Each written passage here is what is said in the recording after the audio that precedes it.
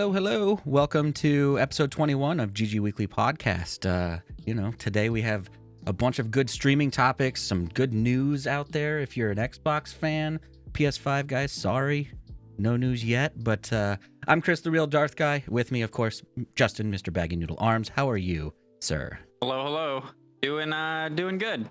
Just went for my nightly walk. We switched from lunchtime to the evening because it's a little nicer weather-wise, and you get to see that nice sunset. So There you go. feeling good tonight. How you doing? I'm doing pretty good. I did not go on a walk, so like I was joking with you earlier before we got on live, I was like, yeah, I went upstairs and I ate dinner, and then I came back downstairs and I sat in the same exact chair that I've been sitting in all day. Oof. Look at that exercise, right? Woo! I mean, you went up the stairs, right, or down the stairs, or Up then down. Yeah, I had to go both directions, so oh, not I just better one. Okay. I better count those steps on my watch here, right? Yeah, it's been a short week, which short weeks for some reason always feel weird to me. I don't know why. It like kind of throws off my, I don't know, just like rhythm in a way.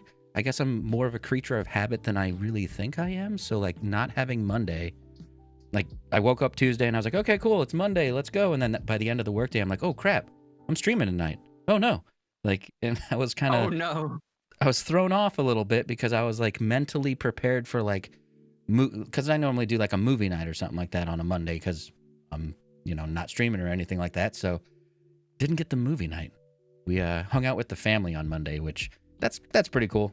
Just the mother-in-law and the father-in-law. So, but good times. Did you do anything for your Nice. holiday? I didn't do anything Monday, but I think it was this Saturday night. We went and had a little campfire with Becky's whole family. Nice.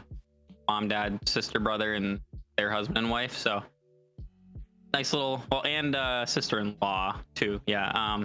It was a good time. I mean, we just had s'mores, chit-chatted. I haven't seen them since Christmas, so it was due. Yeah. We put a fire pit in our backyard this year, so we've been doing a lot of those fires and everything. And the weird thing lately, the weather's been like so random for us around here. Has it been like temperature-wise completely random for you? Like we'll have one day where it's all of a sudden in the 60s. Cool. Now it's hot. Yeah. Yeah. So you never really know if you're going to be able to do the fire pit on the weekend or not, because obviously you don't want to sit by a fire when it's 85 and humid at 10 o'clock at night. So not even a little bit. But we get a little bit of use out of it, and fall's coming, so I'm pretty excited about that. For sure. This week was pretty big in gaming news. Did you get to? Well, technically the Xbox news. I'm not sure that was actually supposed to come out. It was leaked the night prior, and then the next day they tweeted out and they're like, "Well, we may as well not keep this from you," or it's something to that effect, like, "Oh crap, it was leaked. Here, we may as well show you now."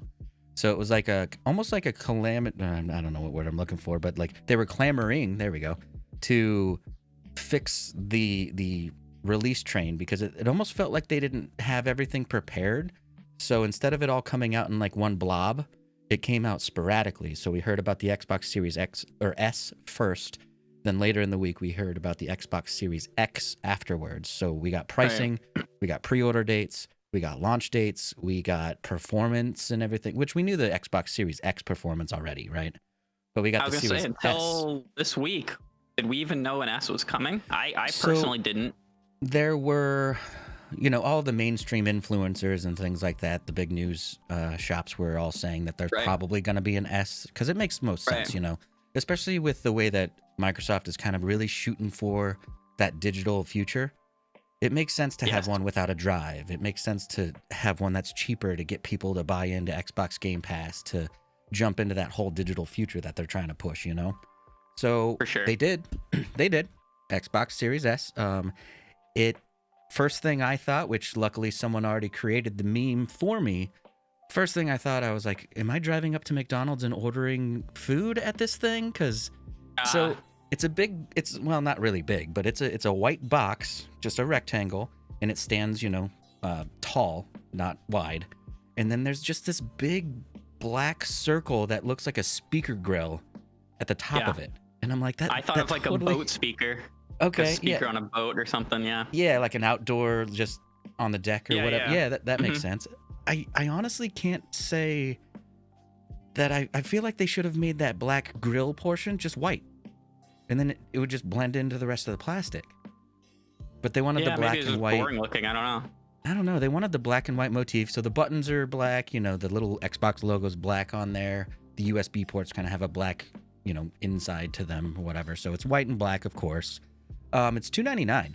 I think they nailed the price. I really do. Like, $299 is not that expensive for a console, especially considering you get a PS4 Pro right now for $299. Yeah. So yeah, I mean it's a very affordable price for sure. Yeah, I mean I don't really see anything wrong with that. Obviously, you don't get the 8K. You don't get what else do we not get here? Well, 8K TVs are so expensive. And then no disc drive, of course. Well, okay, so it'll play things upscaled to 4K. So if you're plugging this thing into a 4K TV, you're actually get 1440p upscaled to 4K. Okay, fine, whatever. You know, it's a cheaper console. It's only $299. You get the same processor inside as the Xbox X, but the video card's a little bit less.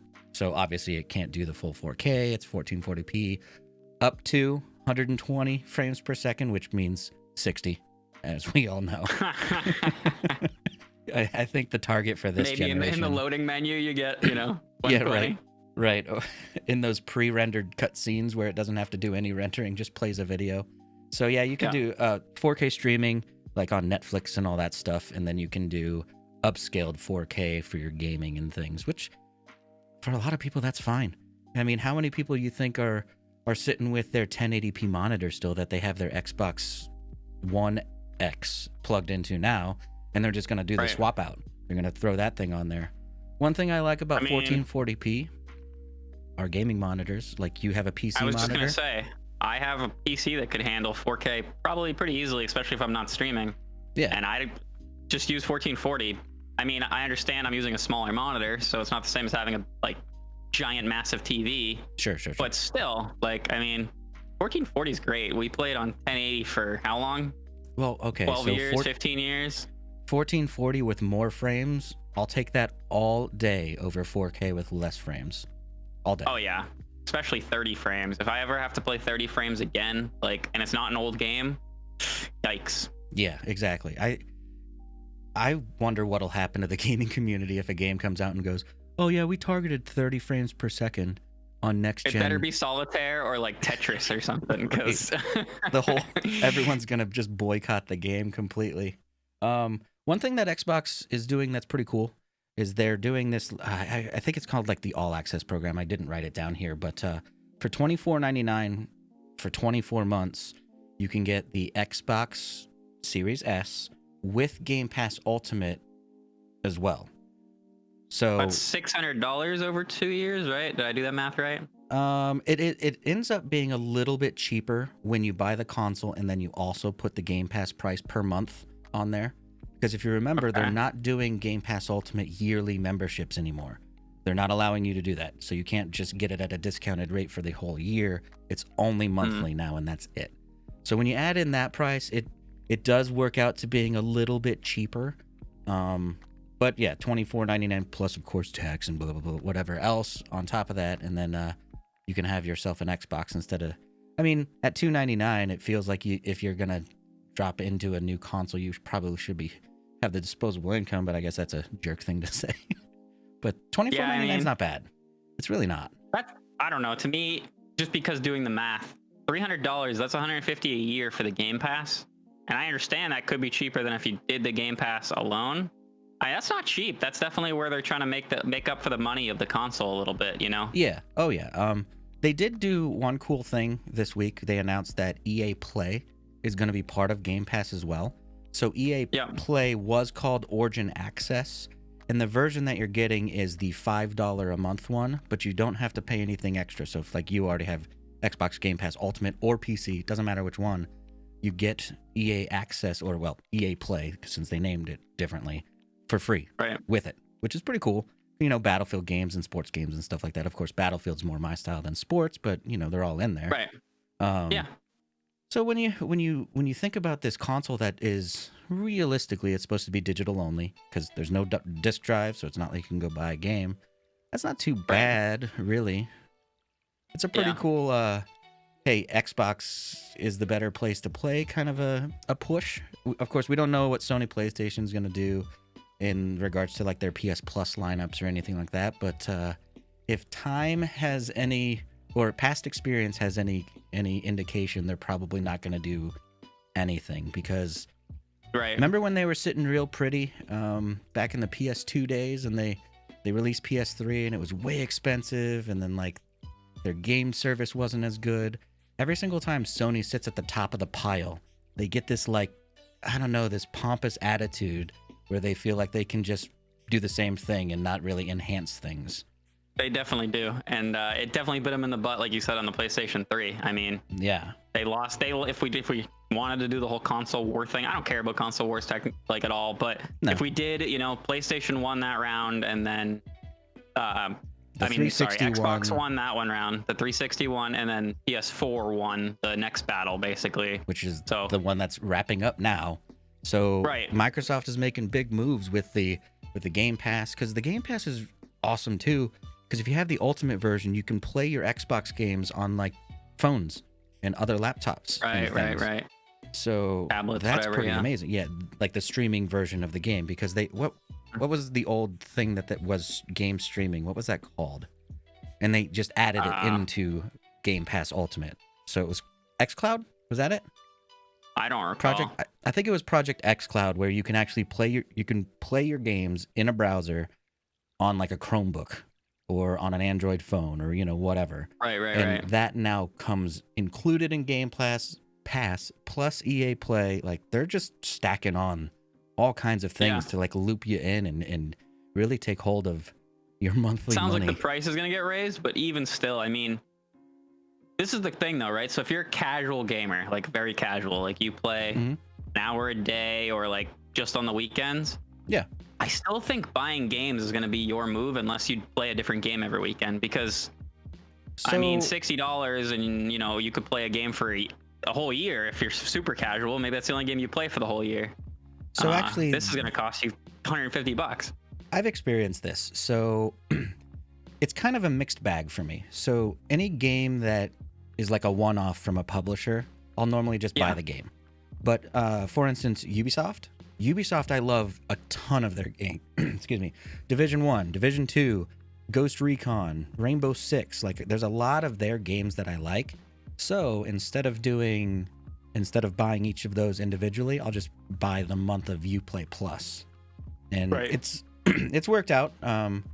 So another good thing is that you're never signing up for these things with a contract. So like if I'm jonesing for some Division, I'll pay for 1 month, play the Division, and then if I get burnt out, or if I don't get burnt out, I'll pay for the next month. If I do and I stop playing it, I'll just cancel the membership until I want to play it again. So that's pretty cool. I like that system just because, when the Division 2's expansion came out, of course I wanted to play that. I've played through every single minute of every single Division game. So instead of actually having to purchase it, I just paid $5, played through it, and then moved on. I definitely see the appeal, and I'm not saying it's not a good deal. I just think, especially my concern is this $300 system, right? It's the cheaper system, so you think like this is for the family on a budget. Sure. But now they have to pay. They basically either have to pay for Game Pass or buy all their games at whatever Xbox price wants to put them at. Yeah, so of course. probably $60 for the rest of their entire life, unless it's Black Friday. You can't go to GameStop anymore because you can't buy the discs because there's no disc drives. GameStop, Amazon, Best Buy, Target, whoever wants to have a sale.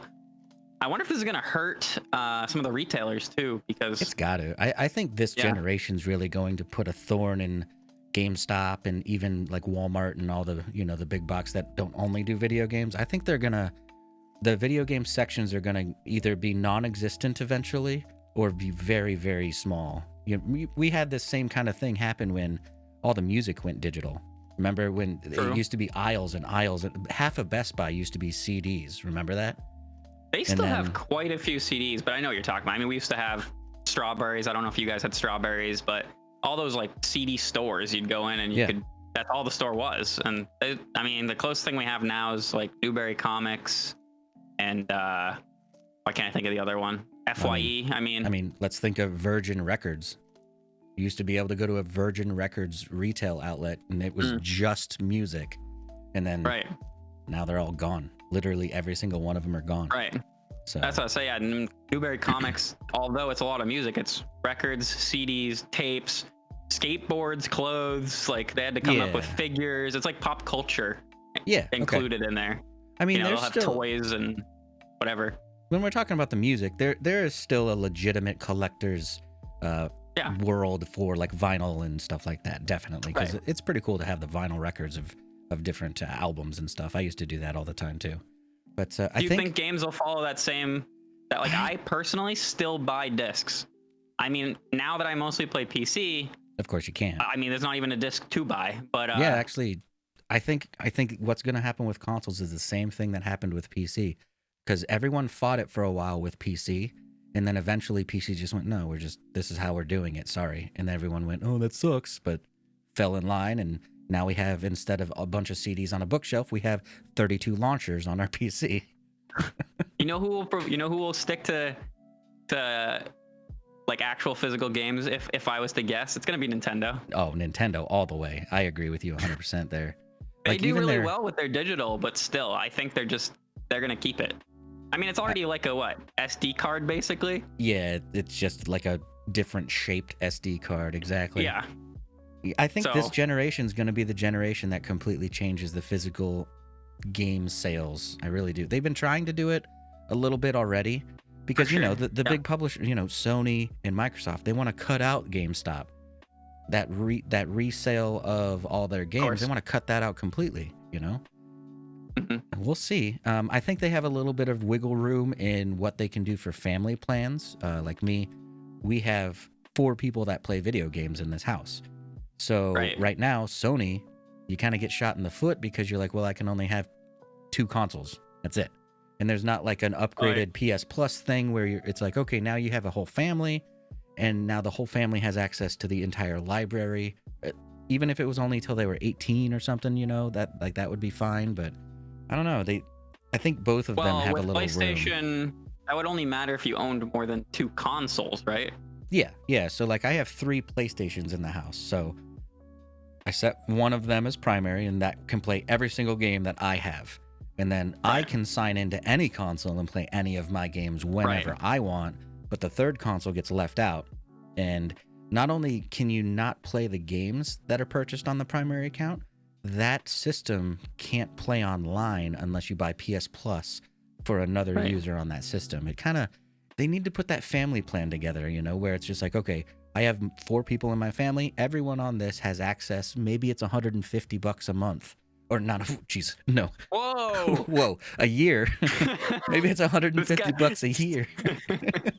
He won't buy another Game Pass or whatever, but he'll spend $150 a month for the family plan. Ugh. Sony, don't listen to that. No one will pay that. Oh man. No. But yeah, like $150 a year instead of being, what is it, the $80 or something that it is now. I guess I've never had to think about it though, because there's only me and Becky in our house, so you have if I was to buy more than 2 consoles, then I don't know what I'm doing to start with. Right. I mean, we'll see what happens, but I think it's a pretty good deal. If I was to buy an Xbox Series X, I would just buy the retail version and then do the same thing I do with like the Uplay Plus, where I'd buy it when I want to play a game and then cancel it, and then buy it when I want to play a game and then cancel it, and just keep that cycle going, So let's say you didn't convert to PC, right? I already know Yeah. Would you buy the X or the S? Series X or S? Me personally, I would probably get the X just because I want that extra power. Too. I want that extra power. But that being said, for like if I was to buy for the kids too, I might drop down to the S for the kids instead, I was gonna say, so if you were gonna buy, like I said, or you said, you could buy multiple in the house, I'd probably buy one X, and then I'd get a S for me or Becky, whoever's gonna use the second one that day. Yeah. And that'd be fine, because whatever, one would probably be the whoever's using it the most, and then I'd do the exact same thing. Yeah, but I think the X is nice, and it's future proofing, right? I mean, that although 8K TVs aren't expensive today, we don't know how long these consoles are gonna be the next thing. I mean, I wonder if how this long generation did the one go for? Well, I think the longest generation was the PS3, Xbox 360 generation, right? Wasn't that That like sounds 6 or right, yeah. 7 years, something like that? It was really long. And then this last one was when did the PS4 come out? I'm not sure. I'm not sure either. 2010 maybe. I don't know. I can't remember. But the Xbox Series X, that price is $499, which is right where you and I kind of predicted. Not really us predicting, but we kind of agreed with the majority of the market out there that was saying it was going to be $500. So it's $499. Or if you want to do that monthly installment version that we were talking about with the S, then it's $34.99, and you get the Xbox Game Pass Ultimate, the EA Play, the xCloud, and then of course the system with one. They're trying to sell this to people who can't do math or something. I mean, so an extra 10 a month is an extra 240. So add 240 to the 300, and I'm at $540. Yeah. So for $540 though, you've also got that 2 years solid of all the Xbox games. Oh no, I just went to $540 based on the $300 console. So $34.99. So I don't want to do that math right now, but right. it sounds like it's.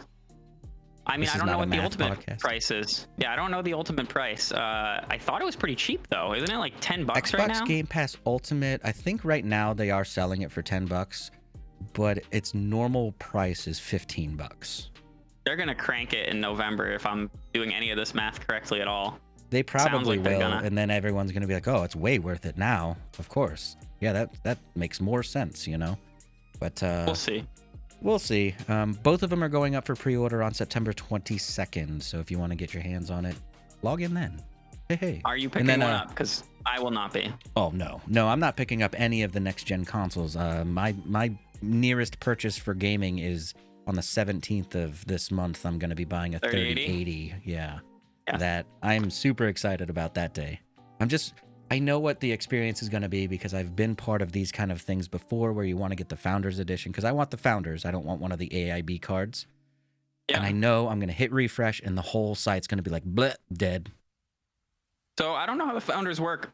I have the Founders 2080, but I bought it like a year after it came out, or I don't know, 6 months. So they'll still make them. So they'll make them for probably the life of the cards, let's be honest. But they'll, like the first round of them will be extremely limited. So I'm hoping that I can get it on the first round. I would love to be able to drop that thing in sooner than later, but I'm kind of feeling, I have this weird feeling that I won't. NVIDIA brand? Like, yeah, I'm going to go Founder? I'm going straight to NVIDIA's website to grab one, and hoping that, like, if I am able to complete the cart checkout process, then I would get like a sooner shipment rather than being like from Best Buy or from Amazon, because hopefully NVIDIA is going to fulfill their orders first, is my mindset. See, I would agree with the logic there. I just know when iPhones always have releases, if you go to Apple, it's like crazy to get one, right? Yep. Actually, it's funny you're saying this. So I used to always go to Best Buy and buy my iPhone, and there'd be no line. I'd walk right up, I'd be like, doo, and walk right up, and I'd pick one up. And then I'd walk past Apple, and there'd be 500 people in line. Right, and I never understood it. Yeah, I always just get mine direct from, like, the random AT&T store closest to my house. Yeah. Because they get, a bunch of them as well. Just everyone wants to go to that Apple store, I guess, but I don't care. I don't know why. Yeah, I haven't figured out why they want. And do it myself anyways. But so November 10th is the official launch date. So if you get in those pre-orders in the first round, you'll get it on the 10th of November, which is pretty cool. That's a little bit before Thanksgiving, I guess. Well, it's a little bit before Thanksgiving as well, and a lot of the Black Friday stuff that would typically go on is not happening this year. So you'll have a new console to play. So you can just sit on your couch and rock out some no Halo, unfortunately. Actually, what is the game that like Assassin's Creed Valhalla was adjusted to be on November 10th, so it's going to come out that same day. I guess that's small adjustment. That's probably what you play.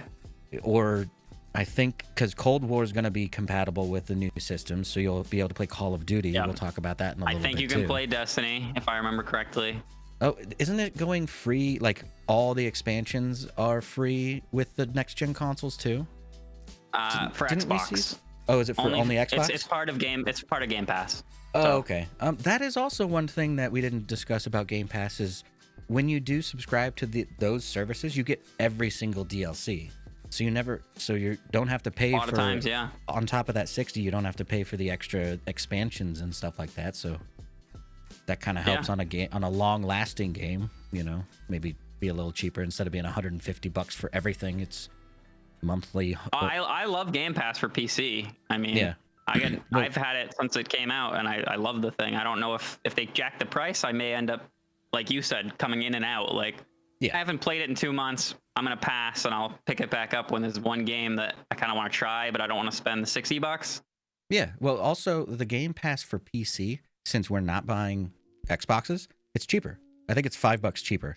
So like right now, they're selling it for 10. So the PC version's only 5. Normally it's 15, and the PC version's 10. So I mean, so that's if it's not 10 or 15 savings. a month, I'd probably just keep it unless I haven't used it in 6 months or something. Yeah. But well, one thing that I've noticed is if you do end up canceling it, and let's say they do a promotion where like the first month is $1, you can get that promotion for starting up again. Yeah, I know. I've always done crazy stuff like that since the 360 days. Like, I used to always cancel and wait for the next deal. Yeah, you know why they're doing that? Because most people will sign up for it for $1, forget that they signed up for it, and then have it for 6 more months, not even play it, and then be like, finally go, oh, what's this Xbox Game Pass? Dang it, I've been paying for this for a year. You know? Yep. Forgetting. Pretty much. Oh man. So yeah, Call of we Duty? got more news, right? I was gonna say more. Your game. This is gonna be solid news episode, I guess. But yeah, Call of Duty Black Ops Cold War, which is it's way too long, but whatever. It's Call of Duty Black Ops Cold War, and the multiplayer was talked about today and revealed, and we actually got to watch, I watched Tim play it pretty much all day. Yeah. So they did the whole reveal thing where it's the trailer, and Vondahar was standing up there, and a bunch of devs were standing up there talking about some of the features and some of the new things that they're trying to put in there. And then once that was all done, they let, it was probably like 15 or so streamers actually started streaming it and playing the game with the developers. There were some bots in there, which kind of sucks because streamers versus bots, I mean, they play Call of Duty for a living. Like, Right. But whatever. So it looks good. There's some people out there that don't really like the change to score streaks from kill streaks, just because more people will be able to get the more powerful things. They remove some core mechanics of Modern Warfare, but they're always going to do that. It's the difference between Infinity Ward and Treyarch, so they're always going to change things up a little bit, you know? The one thing that really has me worried, and I think we talked about this the last time we talked about Cold War, is Warzone is continuing. So they confirm that Warzone's continuing, and you're going to have all the same guns that you have in Warzone now, and all of your unlocks and everything you've purchased continue. But then they're going to start adding in some new things Cold War related. And the problem I have with that, and the question I have is, like I was just saying, they removed some mechanics. So one of the mechanics they're removing is weapon mounting, where you get next to a barrier and you can like mount your weapon on it to have more accuracy, right?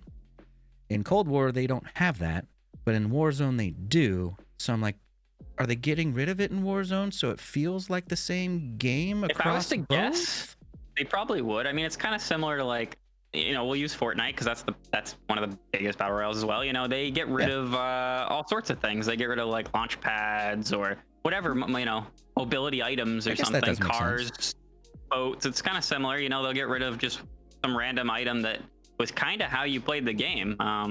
You used to ride a golf cart to get everywhere. Now there's no golf carts. You ride a boat, and then there was a car. I know it's not quite the same, but it's they change how you play the game constantly, and I think it keeps it fresh. I hope they do. I really, because I don't want to have a Treyarch experience when I'm playing multiplayer and then switch over and have like this mix Treyarch Infinity Ward feel on the other end, because I play both. I like to hop in and out of multiplayer or battle royale, but it would feel really weird to because your brain would go to automatic things like, let's say, weapon mounting or attack sprinting is another thing that they have. Right. You would automatically try to do those things in the multiplayer, and you can't, and you're like, this screwed my whole gameplay plan. So I'm hoping that they do remove it and make it more cohesive. And also, I want a new map so bad in Warzone. I need a new map. I mean, you feel like you have to get one for it, right? So we're going to be playing Call of Duty, Black Ops, Cold War, Warzone. Yeah. Oh, okay. Yeah. Yep. Say that 10 times, right? Yeah. So ever since Call of Duty Black Ops 1 came out, it was always COD Blops for me and all of my Yeah. buddies. So it's now Yeah. COD Blaps Cold War Warzone. What?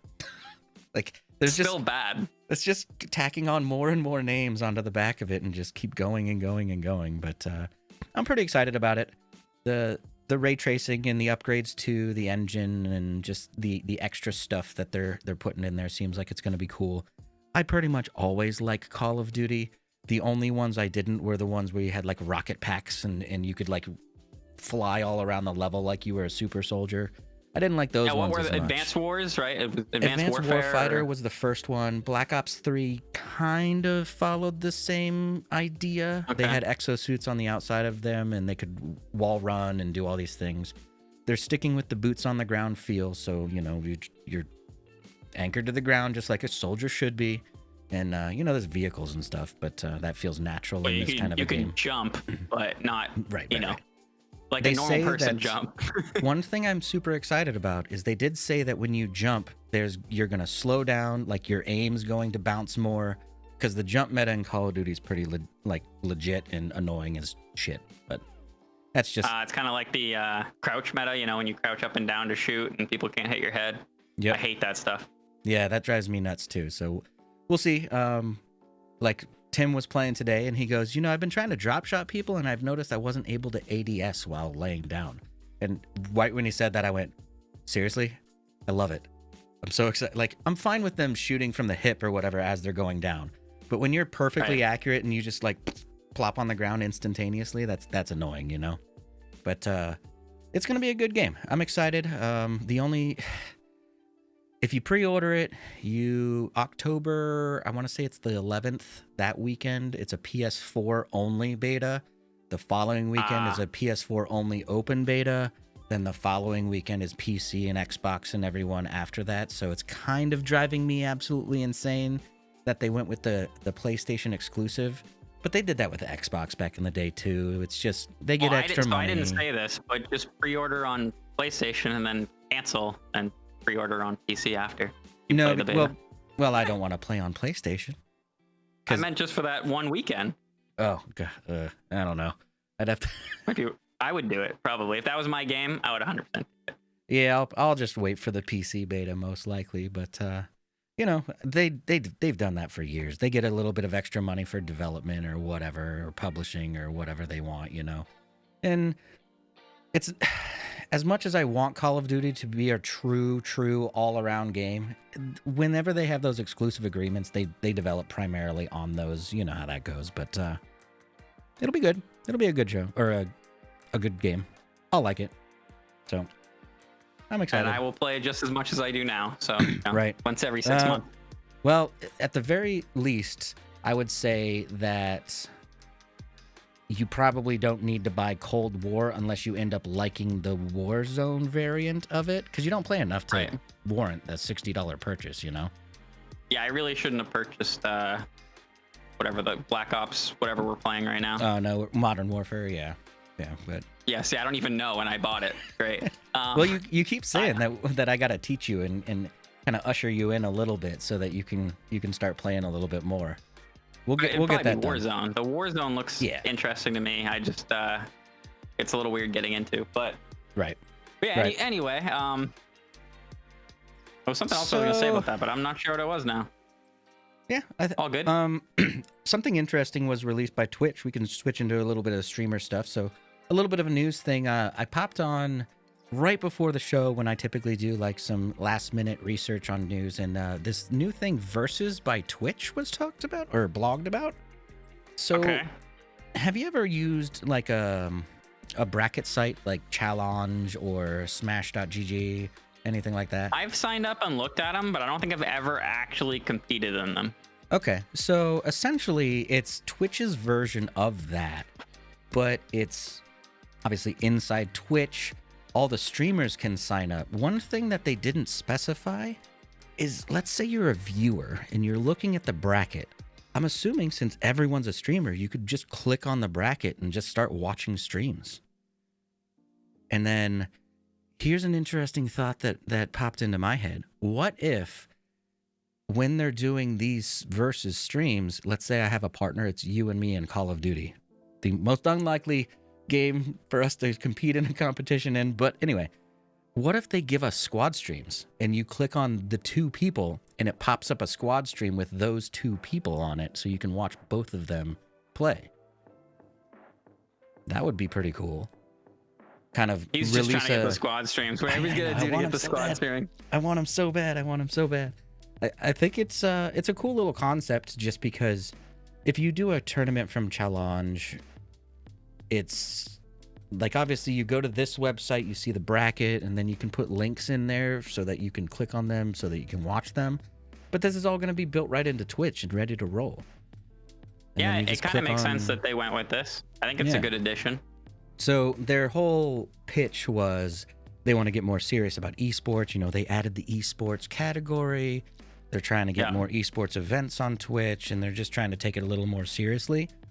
So I think if they do a good job, I think it'll be a cool addition to Twitch to be able to like watch a bracket. So if you're watching League or you're watching Street Fighter or even Call of Duty and people are competing in it, now you don't have to go to this other site and keep up with the bracket. You just right inside there and you can swap between streams real easily. Did they say if like anybody can throw a tournament on there, or is it like only official? Eventually it will be everybody. So I already signed up for the wait list. So you can when we sign get up for the wait streams. list. You're right.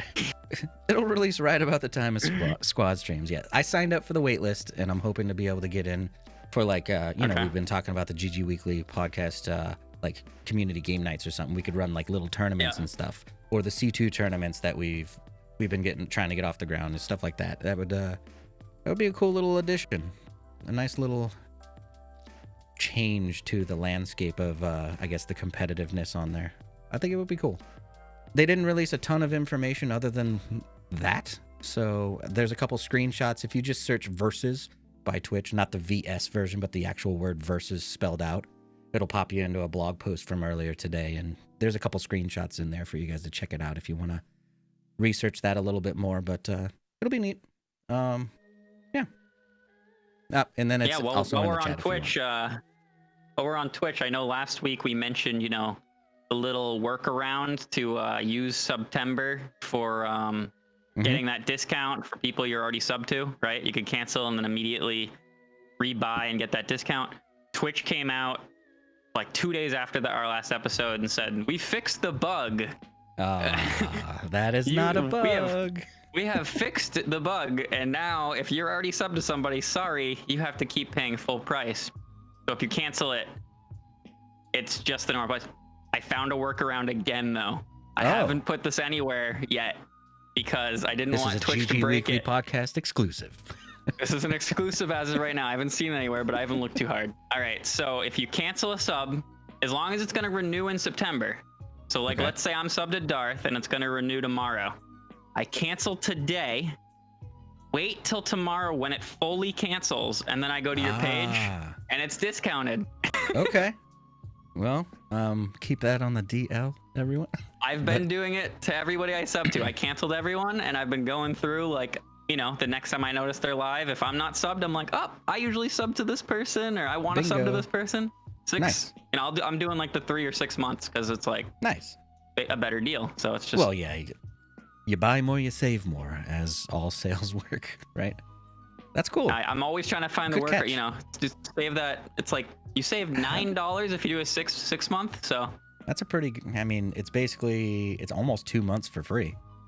Right. So you pay for like a 4.5-ish month sub, and you get a 6 month sub. So it's kind of nice. If there's people you want to support, or just your friends that you always sub to.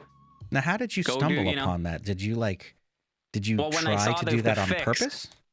Yeah, when I saw they said they fixed the bug, I was like, okay, well, I'm just gonna keep all these. I canceled them all anyway and was gonna resub. Oh, okay. With the new price, and I was like, I'm just gonna wait and see what happens after it cancels. I think you might be one of the person I've tested on. Like, nice. The next day I went in and I was like, 6 months or whatever, and threw it down. So, well, thanks. we'll be around, and get that better price, and you still get the same money. So it's a win-win. Awesome. Well, we gotta. Maybe we'll broadcast that on the little clips for the promotional ones, but I don't know if I want to throw that out there.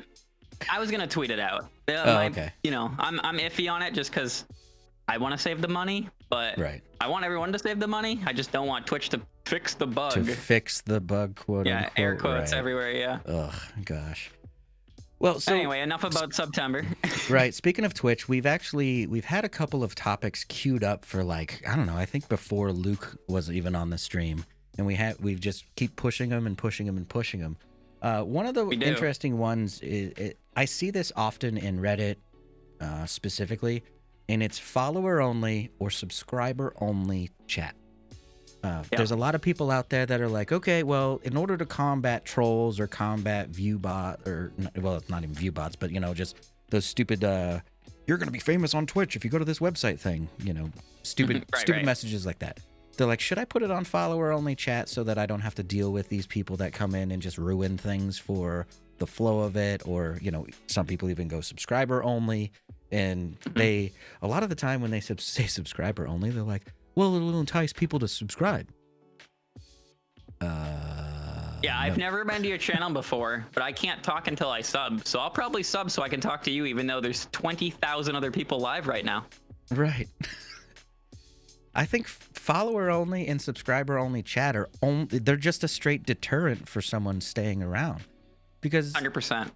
You know, it's I joked one time in one of my Darth Drives episodes, and I was saying that exploring new streams is almost like blind dating a streamer, but they don't know that you're dating them.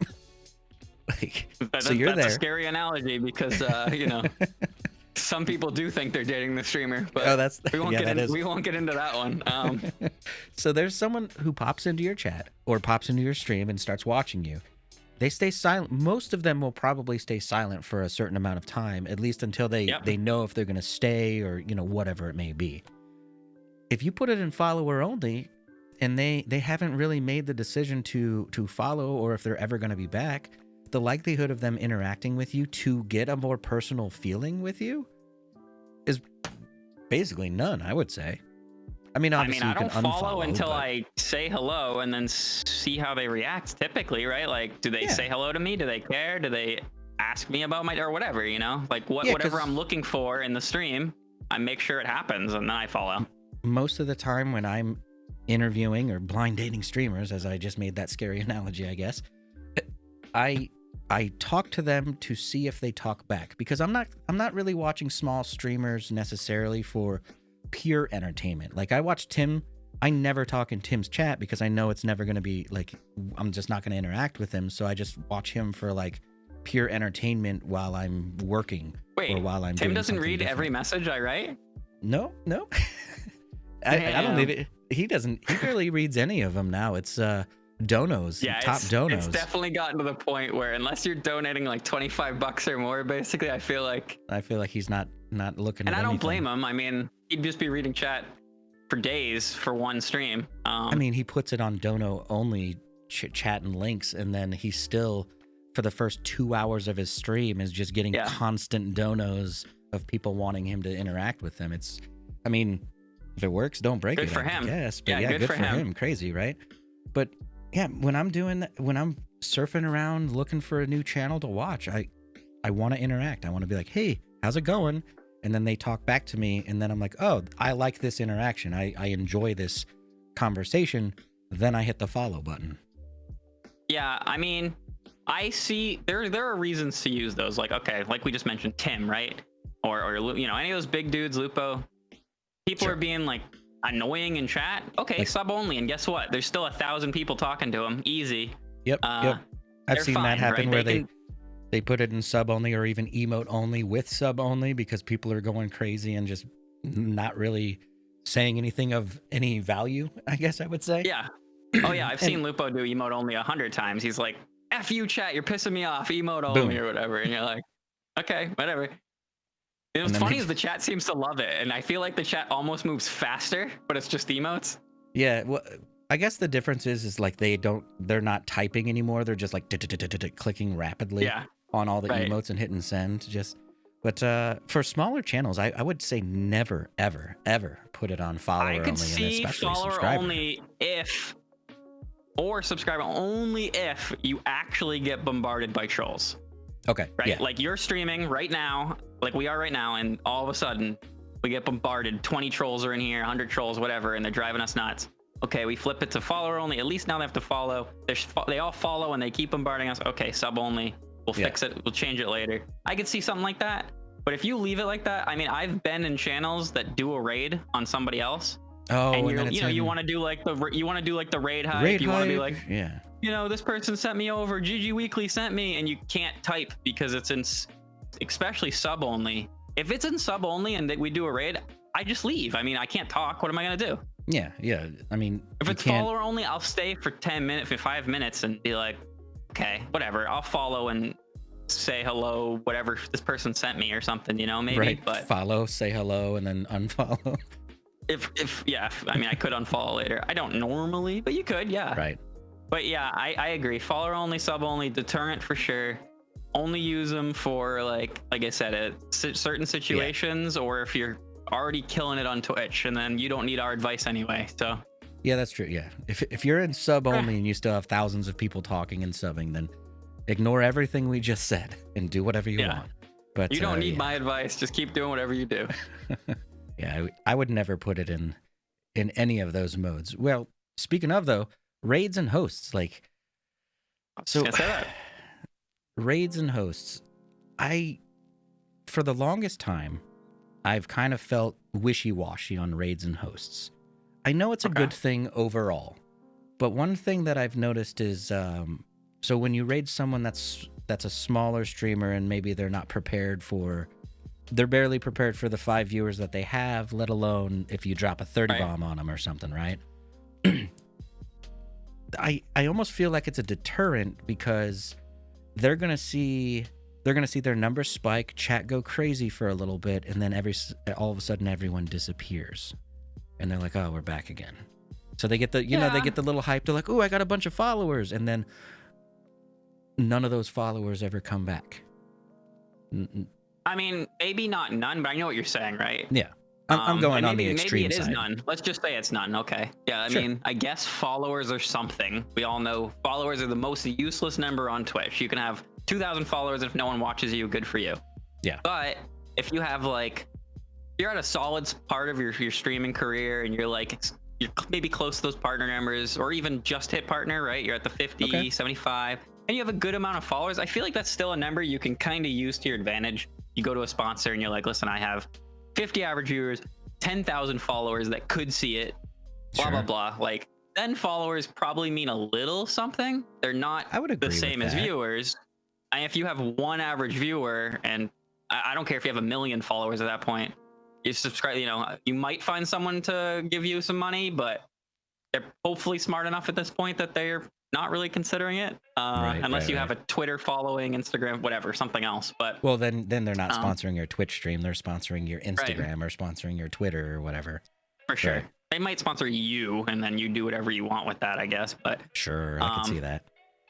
But yeah, so raids and hosts, I think, I mean, like you said, they're overall always, I would say, unless I'm not gonna say always, because I can think of one example that they're not, but they're typically a good thing. You're giving a chance to somebody to have that discoverability for a minute. Right now, 30 people just got dropped in your channel that now might like your content.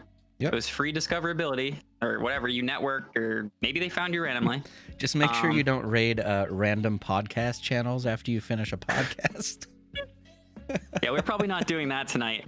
So we're a good example, right? We used to raid one of our friends, either Darth, mine, someone from each of our communities, and we started doing raids to podcasts here and there because we're a podcast. We figure we can kind of get a name in the podcasting community.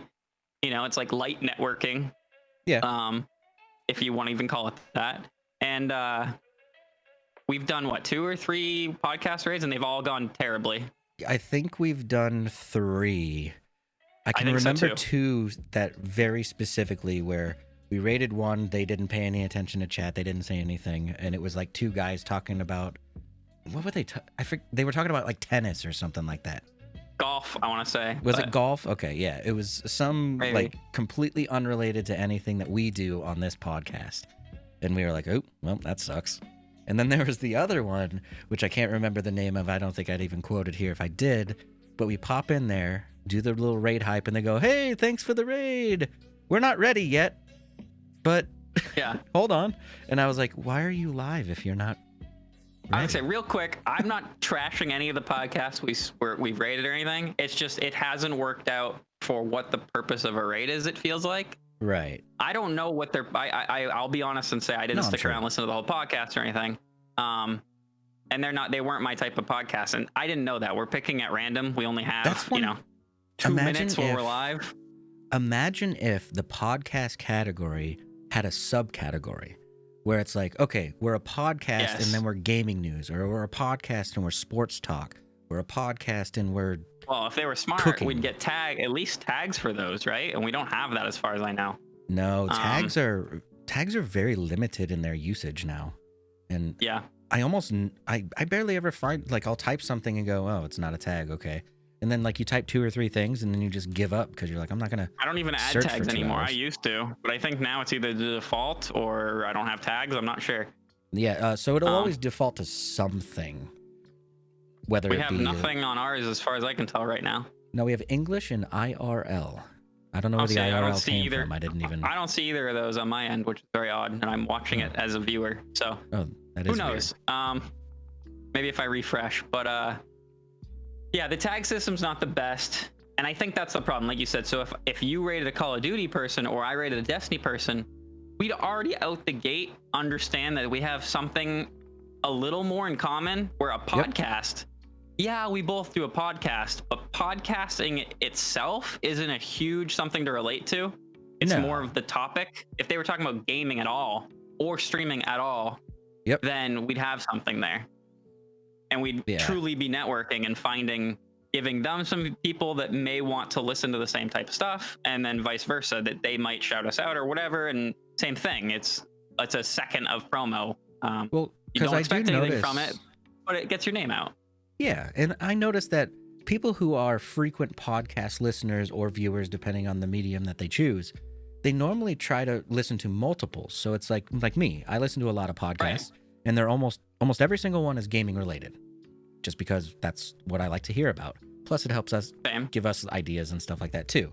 So I think it's like 10 different podcasts that I listen to, because, I'll listen to a podcast for an hour and a half, and then I'm not done listening to podcasts. So I just go to the next one and continue on listening. So having a podcasting category where we can have a subcategory to give people new stuff, that would be helpful for viewers / listeners, I'm sure. I mean, I would like that. I mean, I think the goal for us would be to find more people who do so, like we know WP Podcast. We had them as a host here.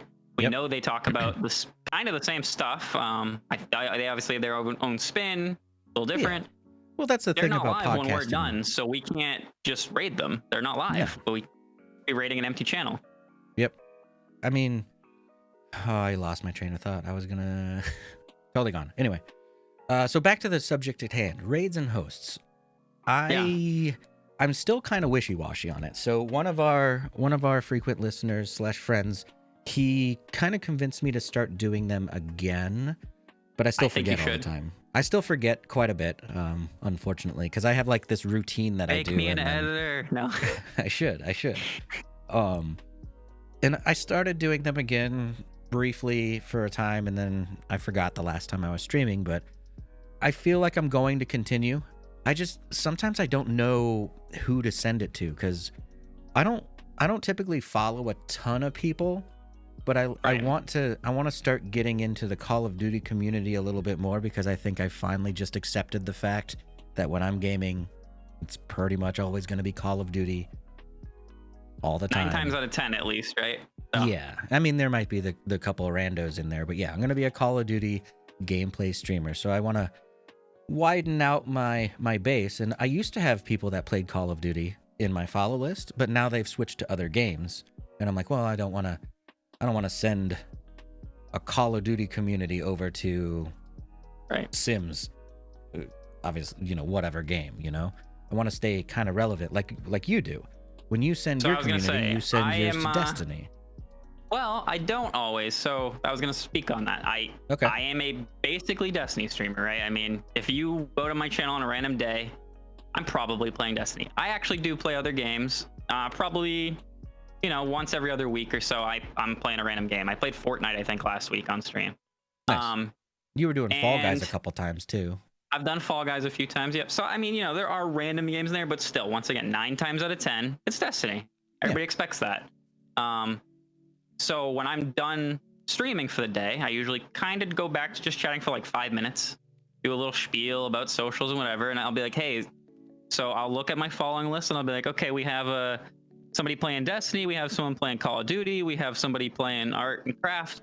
Do any of those interest you? And if nobody if nobody decides, or it seems like everybody has a different opinion, I'll just pick. And it might be random. I don't always go Destiny. I mean, I've raid you or somebody like one of my friends, and I'll tell them, hey, we're gonna raid Darth because he's my co-host, friend, blah blah blah. We're gonna raid him. But if I don't have somebody that I probably didn't, I don't like to raid the same person like every day, or I usually wait like a good week. So I'll be like, okay, I don't know who to raid. No, like you said, nobody I follow really is on. Then I'll go to like just a random, or maybe not random, but someone I'm not as close to in the Destiny community. And then I'll be like, so we're gonna host this guy. I follow him on Twitter, and seems like a really cool dude. Like pull up, I don't know, the Destiny, and then do you guys have the where it shows people live in your Destiny Discord? We do. So, I actually have never used that to raid, but I could. I've like used right now, that there is 6 people in there, but they're not all playing Destiny. So, because it's all the live bot says it can do based on game, but I haven't gotten it to work. Oh, really? I just do it in general, just to have the streamers at the top so I can find out who's active at the time. But I've used that a couple times in the past. So, I mean, I like raids and hosts. I do a raid after every stream. I've talked to you a little bit about it. There's that weird go ahead. I think you might be asking the question. Maybe. Is there ever a time where you just don't raid for any reason? So this is kind of where I was going a little bit. To me, there's almost this like, and it's imaginary. I made it up, right? There's like this fake sliding scale in my mind of like how I'm doing that night on stream.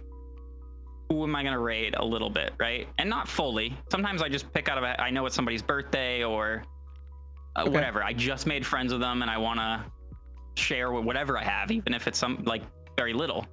But I used to very much be like, okay, I have 1 viewer. I feel a little I feel weird about this. I'm either going to raid somebody also with 1 or 0 viewers, or I'm not going to raid. Yep. Because it's almost uncomfortable. You're like shouting out to the world, hey, I had 1 viewer, like, and I don't want to talk bad about anybody with 1 viewer, but it's the way I feel after. So I feel a little weird about it. I 100% agree with that. So I have the little, on my stream manager, the little viewers number up, right? But I have it hidden because if you click on it, it hides. And you have to hover over it to see how many. So there have been times where I'm like, okay, I'm going to do a raid now. And then I hover and I'm like, no, I'm not. Because I'm like, oh, there's only 2 and I'm one of them. Crap. I was going to see, I'm not a viewer because I don't actually watch my real stream. I just have OBS open. I thought when you were in Stream Manager, it also counts you as 1.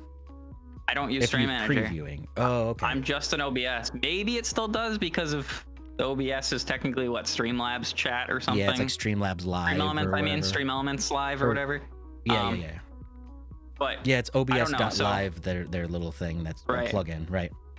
I don't think we count as a viewer. I could be wrong on that though. But anyway, I'm pretty sure that in Stream Manager you do count as a viewer because at one point I was like, why would you ever be streaming to 0 people when you can at least be streaming to 1 to get yourself? Well, that's how I used to think too, but I would watch it in a browser to make sure it counted.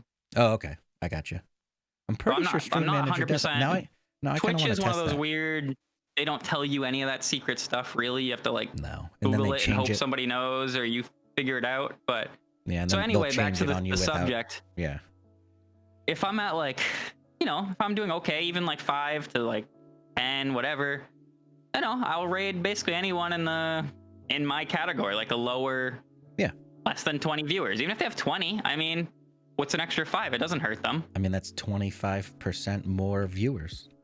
I mean, you're gonna tell a guy at 70 viewers that if he had 5 more, it wouldn't matter. 5 more could potentially make him partner. That's actually the partner level, yeah. Yeah, so I think, I definitely still in my mind will play around and be like, do I want to host somebody that I personally know that has 100 viewers right now with my 5, or should I go, or would somebody with 5 to 20 appreciate it more during this time, and then and like I said, if it's a birthday or I just don't care that day, sometimes I just don't care. But it is like a little it's a mental game, because I'm sure they don't even care. I've been rated by people of all sizes, and I'm never like, they rated me with 1 viewer today. Yeah, that's true. Like, I'm just like, hey, thanks for the raid. I appreciate it. That's actually funny that we're thinking about it when we raid. We're like, oh no, I only have 1. That's gonna be garbage. But and then when we receive the 1 or 2, we're like, we don't even care. It's like, well, you care, but like in a positive way. Yeah. You don't care negatively is what I'm trying to say. Right. Yeah, like you still enjoy the raid. You still appreciate the raid. Even, I mean, it could literally be the one person is the streamer that came over, and you're like, oh hey, welcome.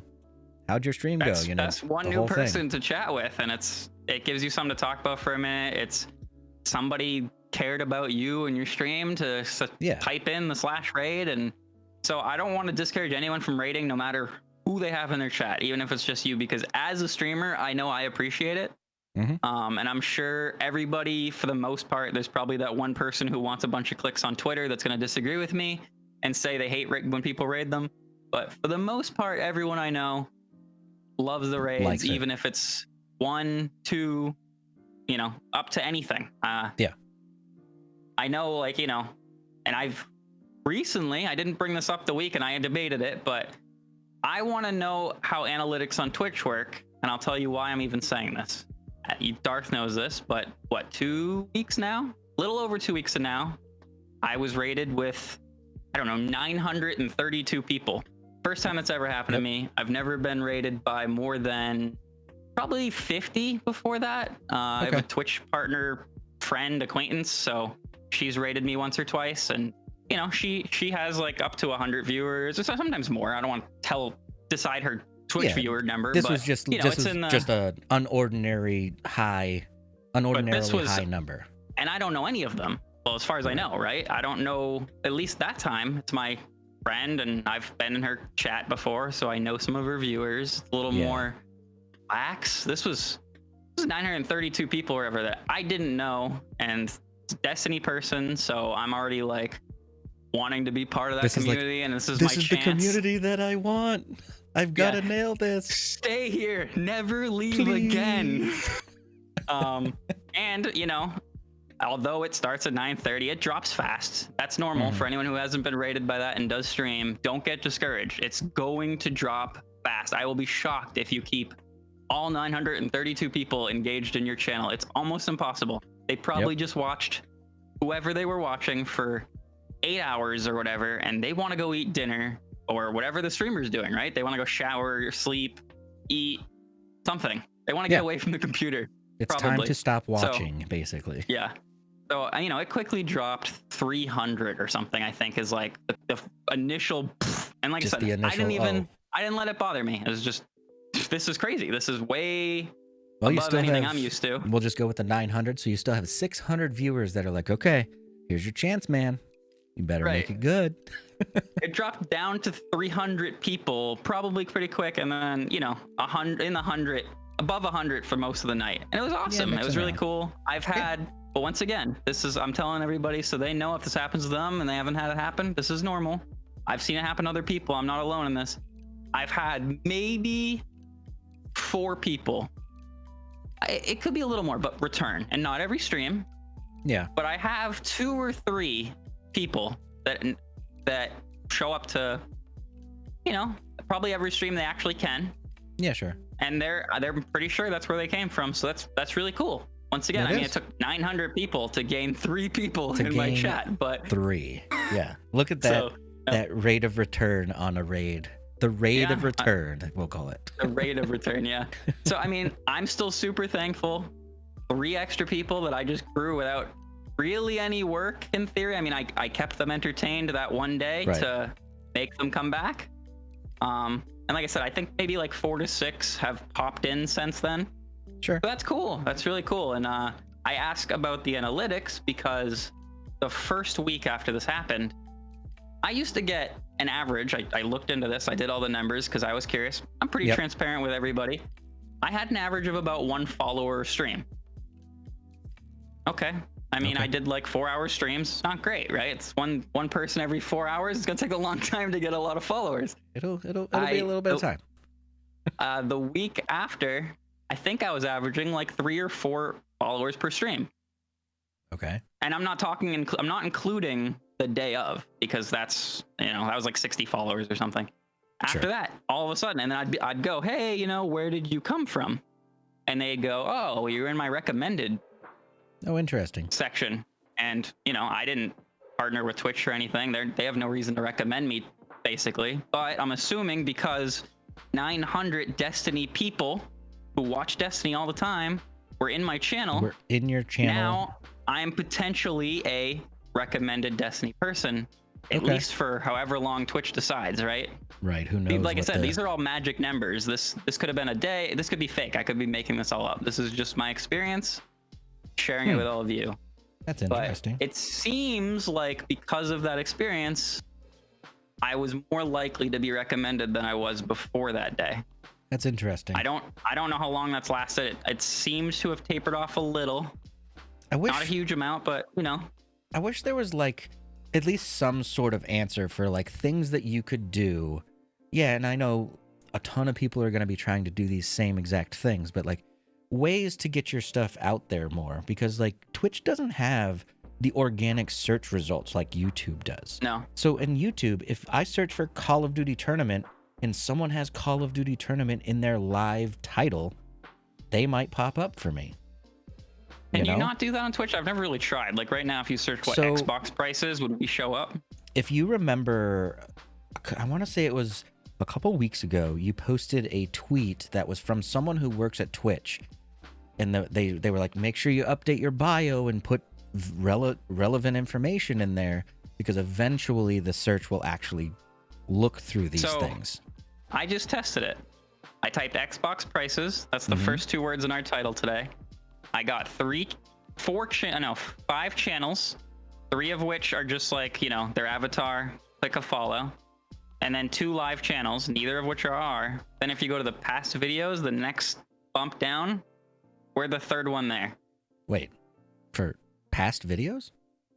It says past videos, GG Weekly Podcast, episode 21, Xbox prices and release dates. So we're on there. Okay. So maybe it's getting better. So in theory, if you searched Xbox prices, you can eventually find us. It's not the easiest thing to do, and I don't know if anybody does that on Twitch, because I didn't know it was a thing till tonight. But searching on Twitch is not a common thing, because searching on Twitch is terrible. It's a terrible experience. So most of the time, like, I'm guilty of it myself. If I want to, I'll decide what I want to watch. It's probably going to be Call of Duty, so I'll click on the Call of Duty category and then start messing around. Whether it's, do I mess with tags? Probably not, because I feel like it's useless.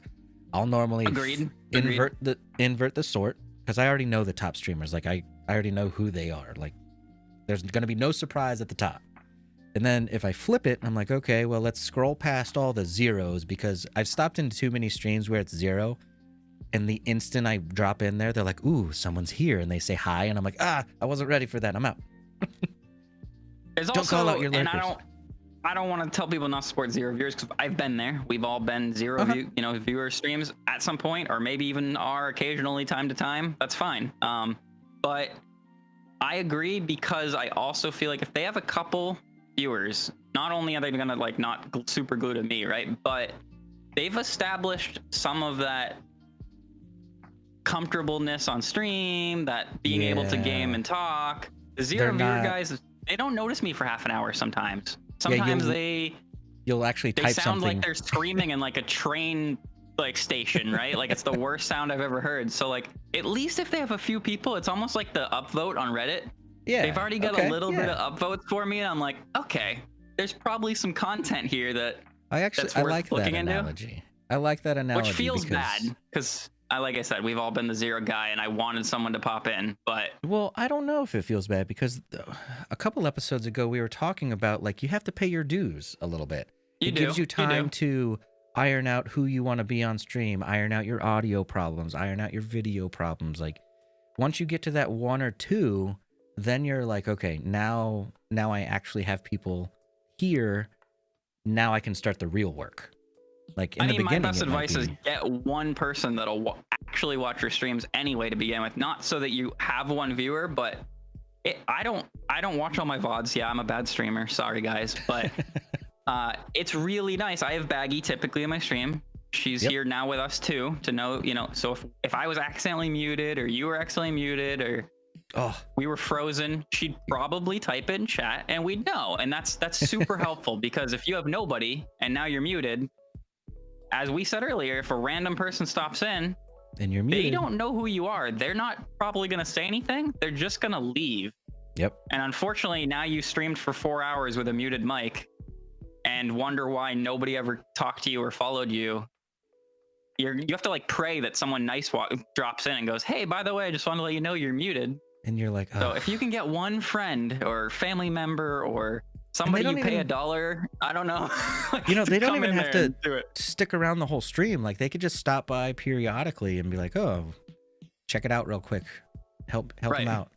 Just make sure all the audio levels are sound, or like, I've stopped into some streams where the mic was really loud, but you couldn't hear any game at all. Like, I'd rather that than hear the game and I can't hear the person at all.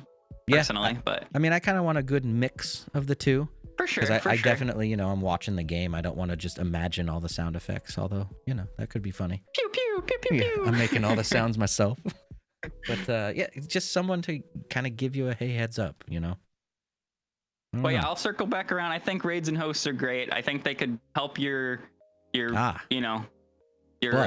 path onto Twitch. I think they could get your name out there as the streamer when you raid or host somebody, even if it's one person. Your still name pops up in their chat. Yep. It's free networking. Say, hey, thanks for the host, don't owe you anything. I'm gonna say that real quick. Just because you raided someone, they don't owe you anything. Their viewers don't owe you anything. You did it out of the kindness of your heart. And if something good happens from it, thumbs up, right? That's really cool. If they return the favor, that's awesome. But you are not owed that. I'd agree there. And last question I have in this topic. Do you auto-host anybody? I have 12, maybe more people I auto-host. I do. Okay. 2 reasons. One, I think personally I'd rather someone come to my channel and there be anything than nothing. Okay. I think. I'll circle back to that because I actually might have just changed my answer while I said it. But the bigger reason is there's the recommended channels. Yeah, that's what I was going to say. With the new profiles, it's nice because it says recommended channels, and that's basically like your MySpace top 8. Yep. So the top, select. It might even be 8. It's like 5 to 10 people. The top of your auto host list. It's those people. Plus, if any of them are live, they're automatically the first on the list. Oh, I didn't know that. I auto-host GG Weekly Podcast. They're on my auto-host list. Mm-hmm. Right now, if we're the only one live on my auto-host, we'd move all the way to the left as the live one. And then it'd be, I think Baggy's technically the first one on my list. So she'd be second right now because she's not live. Okay, that makes sense. That's interesting. I mean, they're making small incremental improvements to the profile. It's just... For sure. It feels like it's way slower than the progress should be because they need to do... Plus, that's progress. But once again, if I have a hard enough time finding my channel, like, as a viewer, they're trying to find me. Now they're really going to find me and then also click some random person that I recommend. I don't know. I don't have the analytics for that, but I'm sure probably not a big follow through. I think if it was more known, I bet you there's a lot of people out there that let's say you end your stream and they come back from the bathroom and they're like, oh, he's done. So they're sitting there watching the person you just raided, yes, while they're still on your channel. But what if they knew? No, see, a raid pulls them to the channel. I thought the raids keep them on your channel. Doesn't. Okay, that's a host. Okay, right, right. So if I host people, that's what it would do. You do a host. You can. A lot of people will spam the link in their chat just in case they miss the host. and then or the host bugs out or whatever, Sure. and then they're still on your channel. They can see your recommended channels, your panels, whatever. But your little video player, as long as nothing went wrong, should be playing the new hosted stream. Whoever you're hosting, right? I don't know why. But if you raid, it's supposed to pull everybody. I don't know why I thought that it stayed on your channel, just like their chat replaced your chat and their video replaced your video, and you were still on the Baggy Noodle Arms channel. You know, I don't know why I thought that. Right. Yeah. So raids, unless you click leave, if you click leave, then it does both. A raid technically does a raid followed by a host. And a host. Right. So that if you go to my channel afterwards, like you're like, oh, Baggy's usually live now and I'm not, you'll see who I'm hosting. Yeah. Yeah, I know. I've done that before, like, because you know the little feed on the side on your Twitch, right? It doesn't update instantly. So there's been times where I'll click on someone and they're already done, but it shows whoever they hosted or rated. Right. So that's maybe even that's why I thought that was man, I don't know. The only thing I'll say about AutoHost is it's more important than you all think, because as we just said, they are now in your video player. If you go to my channel right now, there's a good chance that GG Weekly Podcast is what is in the video player right now. Yep. So if I'm not comfortable with whatever that stream talks about, or I'm not proud of their content, or I don't think they're entertaining at all, like I think they have zero amount of entertainment. I mean, this is just opinion, but I shouldn't auto host them, because now if somebody's never heard of me and they see me on Twitter or wherever they see me and they go, I'm going to check out Baggy Noodle Arm, and they go twitch.tv, Baggy Noodle Arms, right? And now they get there. A, they might not even realize it's not actually me live. Right. And B, even if they do realize it's not me, it's somebody I am basically vouching for. Yeah, I'm endorsing that they're good. And if they're not good, they probably don't think I'm very good. That's a negative impact on what their instant view of you, even though it's not your first impression. That's technically your first impression. And on that note, that's why, like, I know there's a lot of people that are part of teams. Like maybe they join a team to try to grow their channel or whatever. There's an option for AutoHost that says host team channel. So I do not do that unless you are very comfortable with that team. Right, that's a scary one, because let's say you're part of the Tatman Army. I think, are you still part of the Tatman Army? So if you auto-host the team, you know, sometimes they do like open enrollment where they'll just, like, some streamers will get lucky and get sucked into the Tatman Army or whatever, right? And then if you're hosting your team automatically and it's completely irrelevant content or content that you wouldn't endorse, you kind of shot yourself in the foot a little bit on that one. Some dude like screaming vulgarity or whatever, you know, like, and now they think that that's what I'm like proud of, that's what I'm putting on my channel. Right. Yeah. So I make sure that you know, I think it's good to auto host. I think it's good to host and raid, but you know, do some research, know who you're dealing with, because I would say handpick the auto hosts. I agree. I have like I said, it's probably 10 to 15 people. They're either real life friends or people that I'm very comfortable, you know, like they are my values, because I would support them. I would shout them on Twitter. I would shout them on my chat. It's the same thing. Yeah. And not just because they spent money. I might be like, hey, like, you know, hey, go check this person out. They're really cool. You know? Right. So or if you, it's kind of doing that, you've done but it not to live. me. You've done it for me on your channel, like, because I have to leave to do my own thing, and you're like, hey, if you guys like Call of Duty, head on over there. Right. You know, he's a streamer that does that. I'm not scared of, you know, some people are like, no, they're stealing my viewers or whatever, but like, you make good content or you make good connections with people, that should never be a worry. Yeah, because they're gonna come and go anyway, right? And especially like, okay, they stopped caring about Destiny, and they still might come in and say hi, and that'd be nice.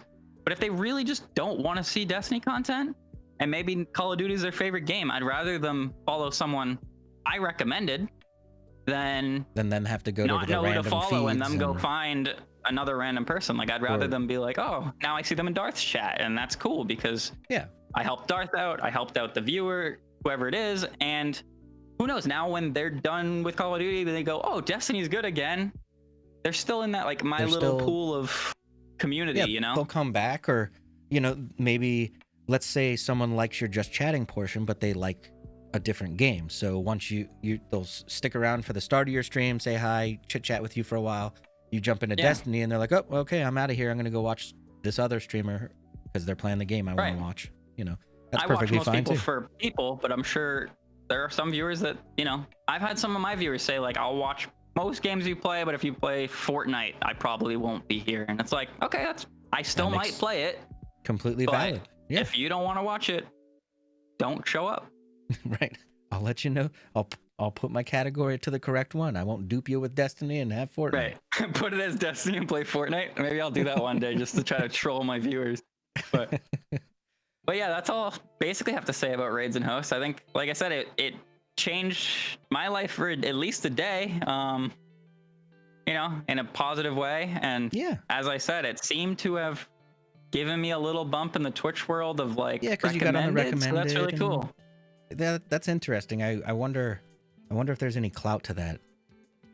Of course, we'll never know for sure because everything is a secret on Twitch. But but so even if you have a few viewers and you know, if a bunch of different small viewer Call of Duty people all hosted like Darth or something, right? Like in theory, eventually Darth should be a recommended channel because all these different Call of Duty channels all are truly recommending him. Truly recommending, right? Interesting. I think that might be kind of some of the logic there. So do your raids, you know what I hosts. should do? I should put on my end screen, stay tuned for a raid or something, because then I would look at it and go, oh, right. It's not the worst idea anyway, especially someone's watching and they have it muted for a minute and they don't just leave seeing that you're on like an ending now screen. Yeah, that's I might actually do that because I do watch my end screen. For some, I like the song that I picked. I don't know, it's weird. Anyway. I like your song too, and it's got the cool little was that the GP? No, the cooler, the fan, cooler fan with the I have LEDs a camera pointed inside my computer for it. Yep, it's a cool end screen. Well, thank you. I appreciate that. The music's the best part, but still. Yeah, you know. Well, it's the end, so my Stream Deck automatically shuts it off, so I only have so many seconds to do the raid. But anyway, that's about an hour and a half, right where we like to stick these shows. So we're gonna close it down for the evening, and next time we come back, maybe we'll be able to hit on that personal touch versus professional look for your Twitch stream, and kind of talk about rebranding and all the alerts and things that obviously you can either pay an artist for, or you can have could do it like yourself, whatever. Yeah, like the real Darth guy, I do that. So, but when are you streaming next, sir? Today is Wednesday, so it should be Friday, and I actually adjusted a little bit. 2 is still like kind of getting ready for stream, but I switched to 2:30 because I never make 2 o'clock. So 2:30 is my official time. I moved it just half an hour. I usually still go later than I plan to now anyway, but 2:30 Friday. I see your tweets and you're like, I made it on time today. Yeah. That's because today was the first day I changed to the 2:30, so I thought it was funny, you know? Okay, yeah. Because I'm usually, Becky ends lunch at 2, like at 2, almost on the nose. Okay. So she ends lunch, and then I have to like run in here, think of a title, think of a tweet. Give yourself 30 minutes to water, but prep. 30 minutes. Usually I'm like 15 minutes late. Now I could be 15 minutes early instead, and that's slightly better. Nice. So Friday for you? 2:30 Friday should be there. Okay. Should be a long one. How about you? I actually have to change my stream schedule this week. I have something going on Friday, so I'm going to be online tomorrow, starting at 6 p.m. U.S. East. So your channel, of course, Baggy Noodle Arms, and my channel, The Real Darth Guy. I'll probably now you have someone to watch Thursday and Friday. Look at that. Okay. Both evenings, you guys are all busy. I'll see y'all later. Don't forget to subscribe to us on any podcasting platform out there. You can go to ggweeklypodcast.com to get the link dumping ground where you can pick where you want to subscribe, follow, all the great stuff. We are GG Weekly Podcast absolutely everywhere. We will be back online next week starting at 8 p.m. as usual. That, of course, is U.S. East. And I have nothing else for them. You? No, we're going to do one of those raids we talked a lot about today, and stick around. If you're sitting in chat live, stick around for the raid. But until next time, guys, thank you very much.